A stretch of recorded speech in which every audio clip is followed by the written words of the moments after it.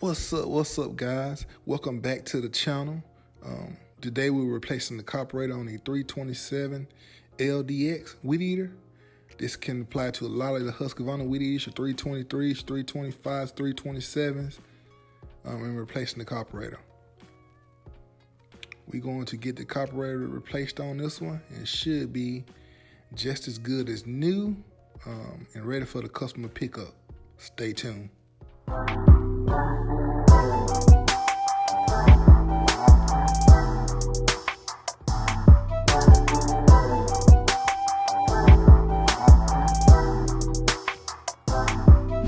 Let's go. First, I'm removing some of the fuel line on it. A lot of the fuel line on this particular Weedeater did need to be replaced, so I did replace it. On the little cable you saw me remove, that is your throttle cable. It kind of sits in a slot right beside the carburetor. So we got that moved. Next thing I'm going to do, I kind of did clean the tank. The tank wasn't terribly bad, but I did clean the tank on it because the Weedeater had been sitting up for a while. You kind of can smell the old gas in it once the gas cap was removed. So I did get it kind of cleaned out a little bit. As you always see, I always clip some of the line off to make the fuel line pretty snug.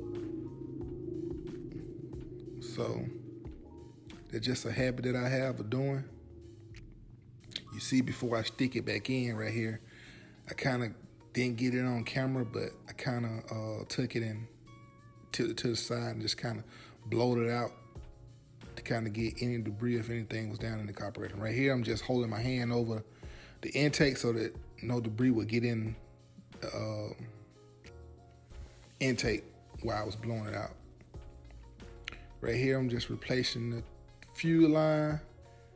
On the top, on some of the Huskers, they do have it's like a 2-channel fin. It's a little silver piece that sits on top of the grommet, just kind of connects the two fuel lines. The one is on top and the one is at the bottom. So, did get that replaced. Don't forget to like, comment, and subscribe for future content. Now we're just getting the carburetor put on, kind of getting everything lined up. You do have a gasket that's back here by your intake, so you want to make sure that you got that lined up. It's a habit that when you're taking the carburetor off, a lot of time that gasket wants to fall down in between the tank and the motor. So you just kind of want to pay attention to that and don't forget it. Right now I'm just putting the throttle linkage back, hooking it back up, making sure all it's ready to go.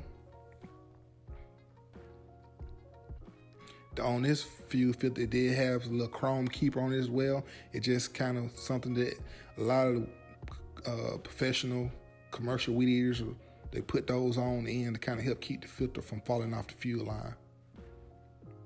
And parts on these things has got pretty high. I mean, I think that fuel filter was probably like $7 to $10 just for the fuel filter. Used to be pretty inexpensive. I think the carburetor was right at about $40. Plug was right at probably about $4 to $5.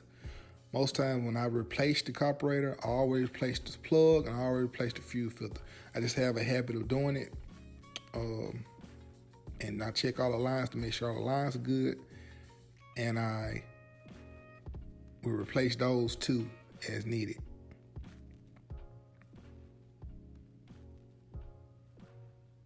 So right now I'm just adding that last piece of fuel line. This is your line that pulls the fuel through the carburetor.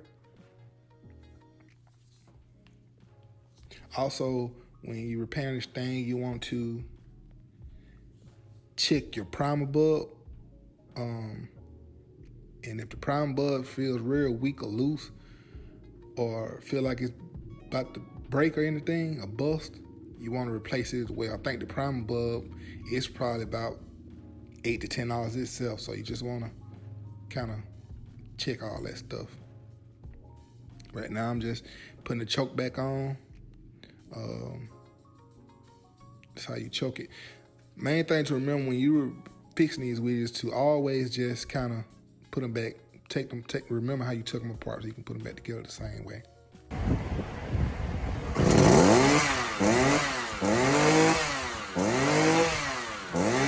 Appreciate you guys for watching. Smash that like button so you can keep up with any future content that I have to bring. I really, really appreciate you guys for watching.